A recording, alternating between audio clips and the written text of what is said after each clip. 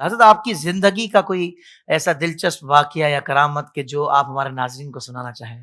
اس بارے میں یہ عرض کرنا چاہتا ہوں کہ ایک بار ایک بہت بڑے عالم دین امام صاحب کی بارگاہ میں آئے اور آ کر عرض کرتے ہیں حضور آپ نے قیاس کرتے ہوئے کبھی آپ کو افسوس بھی ہوا ہے اجتہاد میں قیاس میں کہ یہ مسئلہ میں نے قیاس سے کیا ہے جی اس پر مجھے افسوس ہے؟ تو امام صاحب فرمانے لگے کہ ایک موقع ایسا ہے کہ ایک عورت کا انتقال ہو گیا تھا، مجھ سے مسئلہ پوچھا گیا کہ اس کے پیٹ میں بچہ حرکت کر رہا ہے تو اب کیا کیا جائے؟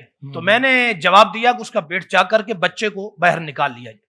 تو جب لوگ چلے گئے تو مجھے اس پہ تھوڑا افسوس ہوا کہ میں نے ایک مردہ کے ساتھ یہ تکلیف دینے کا حکم دیا ہے۔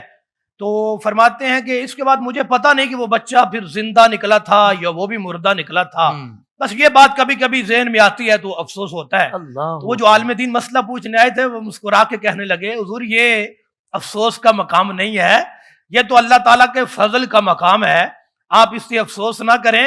وہ جو بچہ نکلا تھا وہ زندہ تھا اور بچہ پڑھ کے عالم بن گیا ہے، اس وقت آپ کے سامنے کھڑا ہے۔ اللہ اکبر کبیرہ۔ مطلب حضور آپ کے اجتہاد ہی کی برکت سے تو میری ولادت ہوئی، پھر میں پڑھ گیا، عالم دین بن کے آپ کے سامنے کھڑا ہوں۔